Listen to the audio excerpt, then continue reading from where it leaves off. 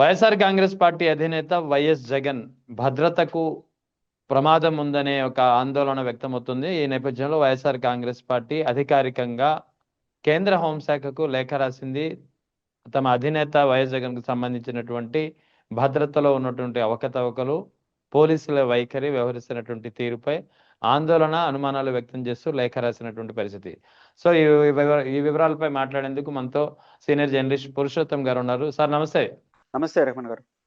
Sir ఏం sir, ఈ YS Jagan ప్రాణాలకు హాని ఏర్పడుతుందని, హాని ఉందనే ఒక ఆందోళన వ్యక్తమవుతుంది. ముఖ్యంగా పార్టీ కూడా అధికారికంగా కేంద్ర హోంశాఖకు ఒక లేఖ రాసింది. పోలీసుల వైఖరిపై అనుమానాలు వ్యక్తం చేసింది. గత కొద్ది రోజులుగా జరుగుతున్నటువంటి పరిణామాలను ఈ సందర్భంగా ఉదహరించింది.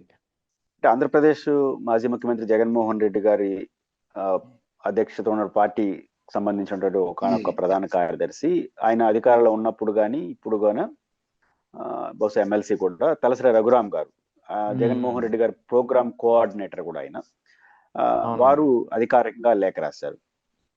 లేఖ సారాంశం ఆంధ్రప్రదేశ్ ప్రభుత్వం జగన్మోహన్ రెడ్డి గారికి ఉన్న థ్రెట్ ని దృష్టిలో పెట్టుకొని థ్రెట్కి తగిన భద్రత కల్పించట్లేదనేది ఒక అంశం.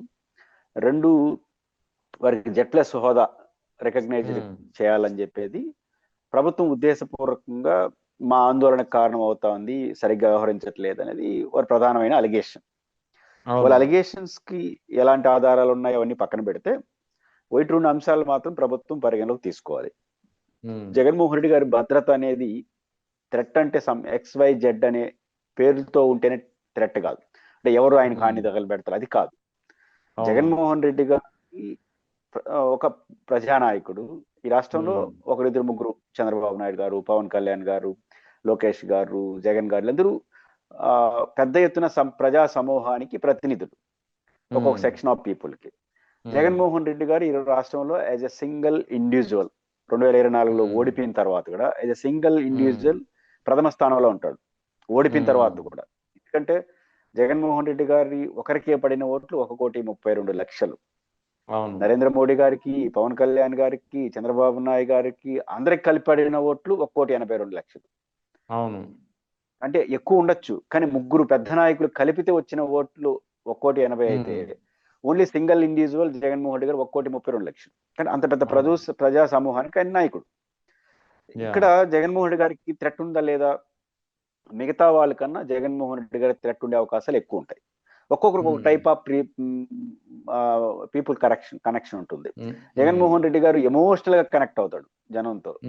అట్ ద సేమ్ టైం ఆయనతో విభేదించే వాళ్ళు ఎమోషనల్ కూడా విభేదిస్తూ ఉంటారు.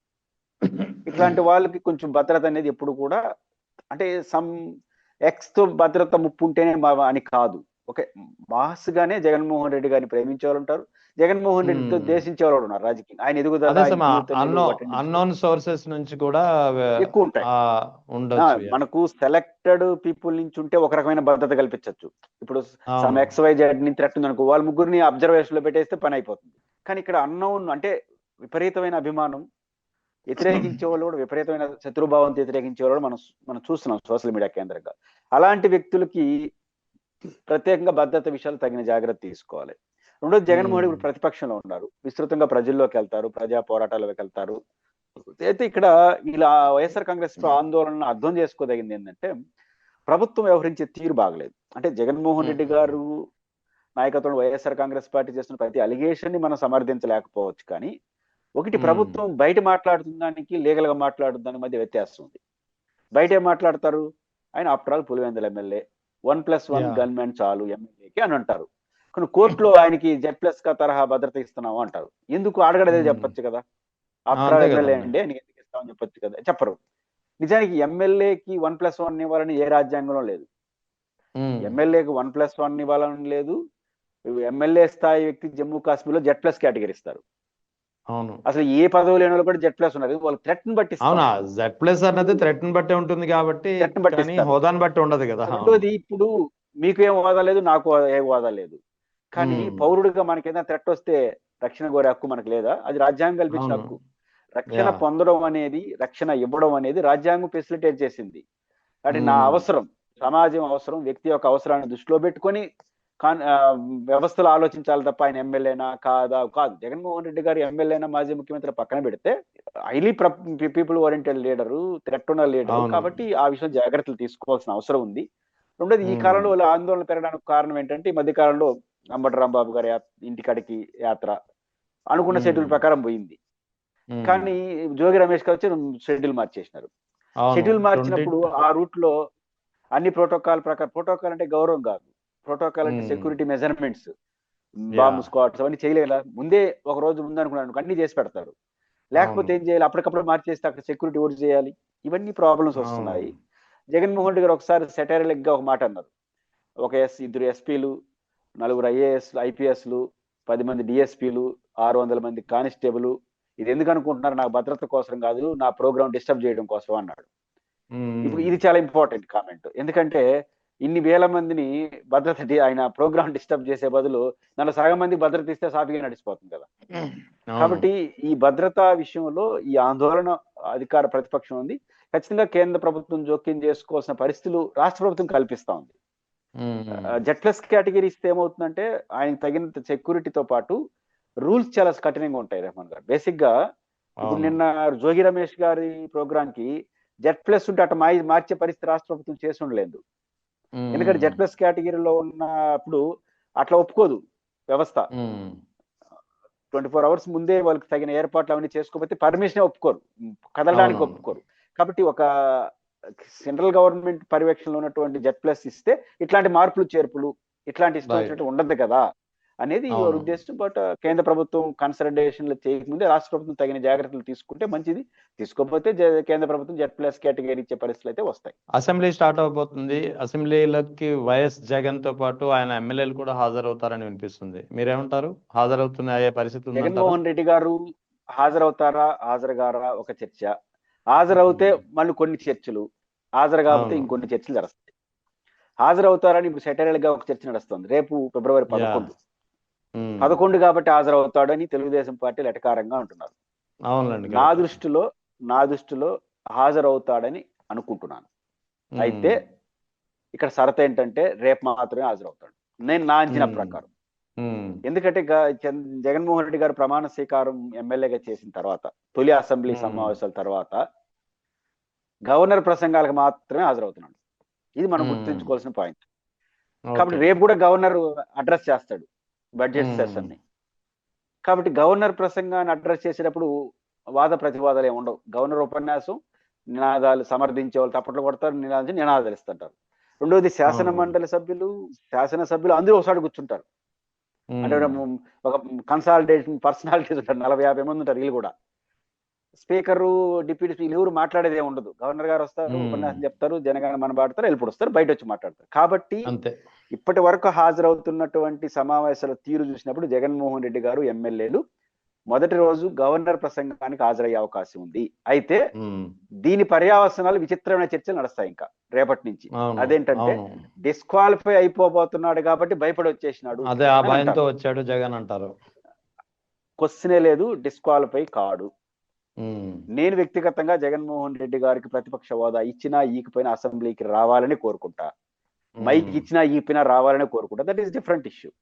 బట్ జగన్ గారి స్టాండ్ గురించి మనం మాట్లాడుతున్నాం కాబట్టి డిస్క్వాలిఫై కావాలంటే వరుసగా 60 రోజుల పాటు ఆబ్సెంట్ కావాలి, 10 దినాల్లో ఆబ్సెంట్ కావాలి.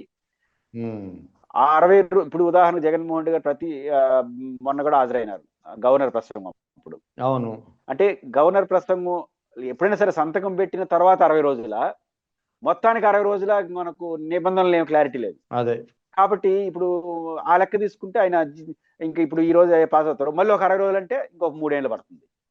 ఇప్పుడు 20 రోజుల్లో జగన్మోహన్ ఒకవేళ అన్ని వరుస ఆబ్సెంట్లు చూస్తామన్నా కూడా నాకున్న అవగాహన మేరకు ఇప్పటికి 30-35 రోజులు మాత్రమే జగన్ గారు ఆబ్సెంట్ అయినాడు ఈ బడ్జెట్ తో. అంటే 20 నెలలు అయిపోయింది కదా ఈ ప్రభుత్వం వచ్చి. 60 రోజులు కావాలంటే ఇంకొక 20 నెలలు పడుతుంది. అంటే 60 నెలల ప్రభుత్వ పాలనలో 40 నెలల పాటు డిస్క్వాలిఫై చేయడానికి స్కోపే లేదు. చివరి ఒక సంవత్సరం ఎవరు డిస్క్వాలిఫై చేస్తారు? డిస్క్వాలిఫై చేయాలి అంటే జగన్మోహన్ రెడ్డి గారికైనా మీకైనా నాకైనా సభ్యులకు నోటీస్ ఇవ్వాలి. అవును, మిమ్మల్ని ఎందుకు డిస్క్వాలిఫై. జగన్ గారికి అంటేనే బ్రహ్మాస్త్రం ఉంది. అదేంటంటే స్పీకర్ గారు నోటీస్ ఇచ్చింది, నా అప్లికేషన్ మీ దగ్గర పెండింగ్ ఉంది, ఏంటి అప్లికేషన్? నన్ను ప్రతిపక్ష నాయకుడిగా గుర్తించమని మీకు అప్లై చేస్తున్నాను. ఉమ్, మీరు దానిపైన డెసిషన్ తీసుకోకుండానే నా పైన డిస్క్వాలిఫై ఎట్లా చేస్తారు? ఆయన క్వశ్చన్ వేస్తాడు. అవును. వ్యూహాత్మకంగా జగన్మోహన్ రెడ్డి గారు హైకోర్టు గడిలాడు. హైకోర్టు నోటీసులు ఇచ్చింది. రెహమాన్ గారు మీరు తమాషా చూడండి, ఎక్కడ అవును. కూడా జగన్మోహన్ రెడ్డి గారి లెటర్కి డైరెక్ట్ గా సమాధానం చెప్పరు, అవును. హైకోర్టుకి ఆన్సర్ చేయరు. కానీ చేయరు. సభలో మాట్లాడతారు, పబ్లిక్ గా మాట్లాడతారు. ఏమని? నీకు ఎగ్జాక్ట్లీ 10% ఎగ్జాక్ట్లీ లేదు కాబట్టి.